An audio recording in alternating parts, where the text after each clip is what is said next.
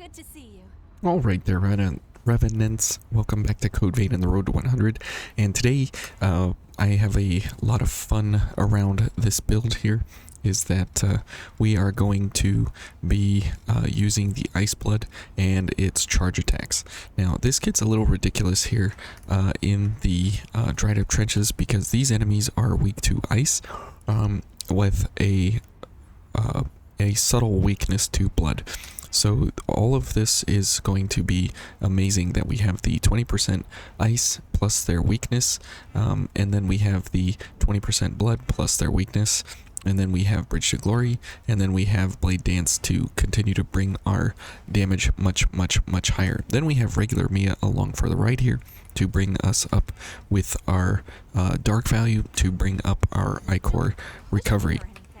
Okay, and so it's really awesome how this whole build starts to go together here. So at 15-16, and you saw our so that's just a little bit of a poke there, and we are able to continuously destroy these guys as they come up here. And so 47-89, not bad. And it's pretty awesome that we are not even using our, whoops, what in the world was that? We're not even using our fastest skills yet or anything. And it is very potent so far. And except for when we miss and everything gets destroyed. Okay. So you can see there that as soon as we get our 20% from blood active, it is going to take off for our damage as we get up on these enemies here. Now, as you can see, our Ichor recovery is a little bit lackluster here at 0.85. Now we can bring it up a little bit more if we want to, but it's not... it's not exceptionally necessary in order to do that. So we'll take a backstab here just to make sure that we get rid of this guy before anything happens.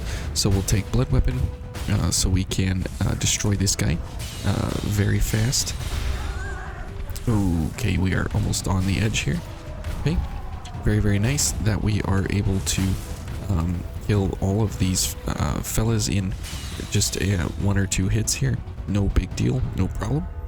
And I guess we're on the bottom path at this point. Okay, and you can see that we can one-tap these guys. And there's a sweet spot that you want to hit with the tip of the sword, because you can hit with the very tip, and then the ice projectile comes out. And if you hit with only the blade or only the projectile, you will miss out on a huge amount of damage overall. So it's very important that whoa, I can't see. So it's very important that you hit with both the tip and the blade, or the ice spike, as well as the blade itself. So here we are at 15-16, not bad at all. And you can see if our gift accelerators and everything are active, we do have a significant amount of increase in damage, just because of the fact that we can get the charge attacks off much faster. Okay, and it is a really fun way to go about obliterating these guys, because you can see, I mean, it's just killer amounts of damage, about 4,000, and we haven't even gotten to use Blade Dance yet. So you can see that the damage can go much higher here as we go along. Okay, and let's see if we can. Okay, whatever. We'll just get rid of that guy.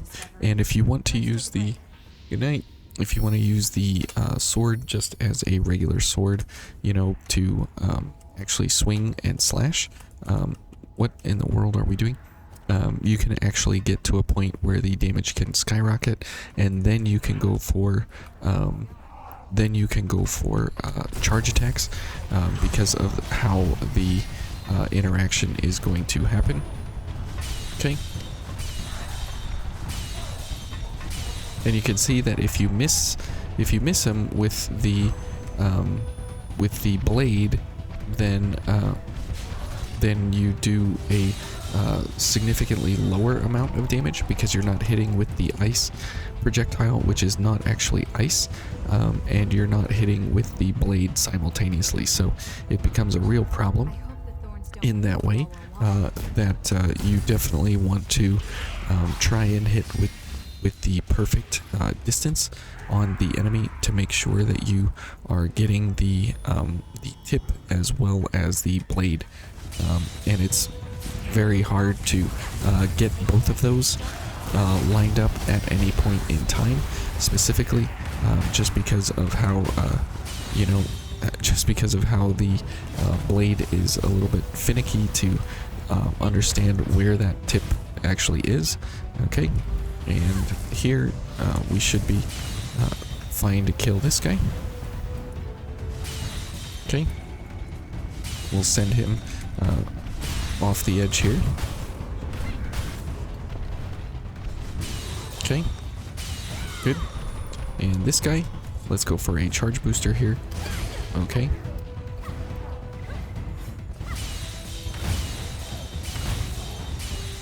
Okay, so you can see how fast we were able to execute those charges there.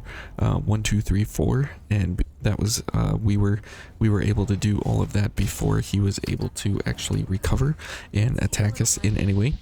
And so if we do have the Icor available and the setup available and everything, we can actually burst through some enemies pretty quickly.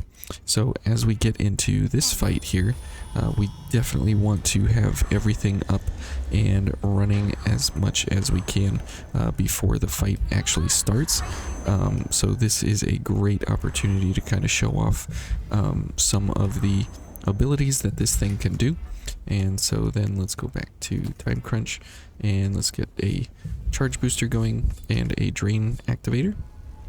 Okay, and then let's get our blade dance and blood weapon going and stuff during the fight. We don't want to do anything while we are here.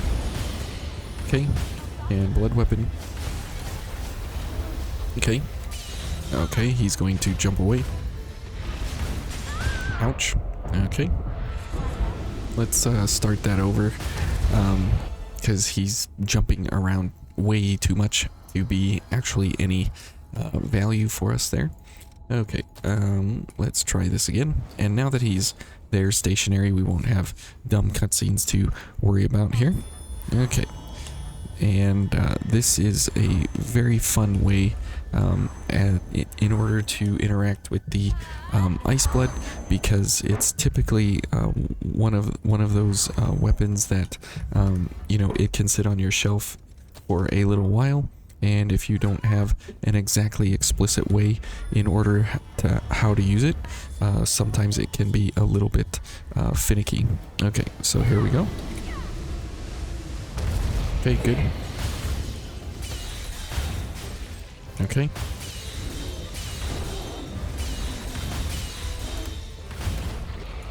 Okay. And he's down. So now let's go for charge and go.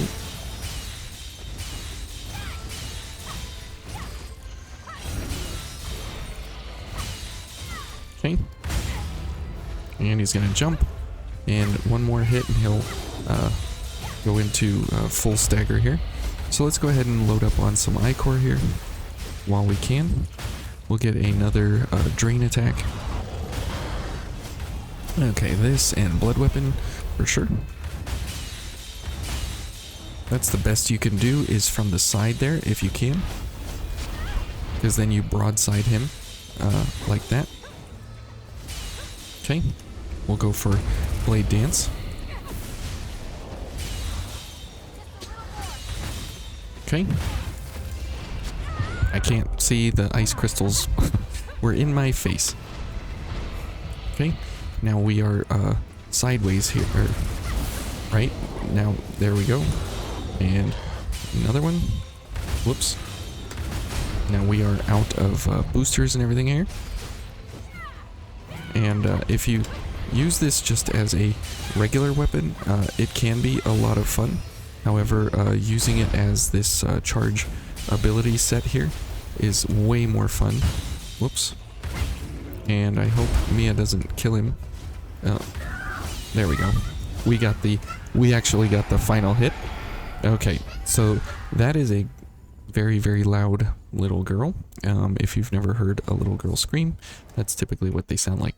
But this is a great way to go about experimenting with some of the different setups. And because of the piercing directional attack of this thing, of the Iceblood, it makes for a fantastic way to make setups.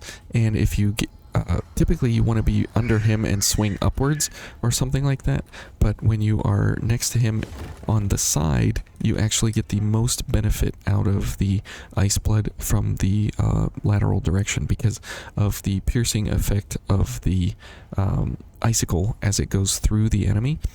You can continue to generate a lot more damage as you go along.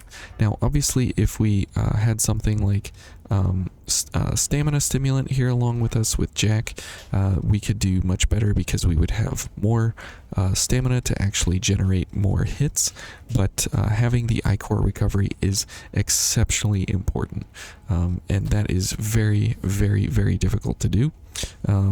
Because of the fact that you don't have a very high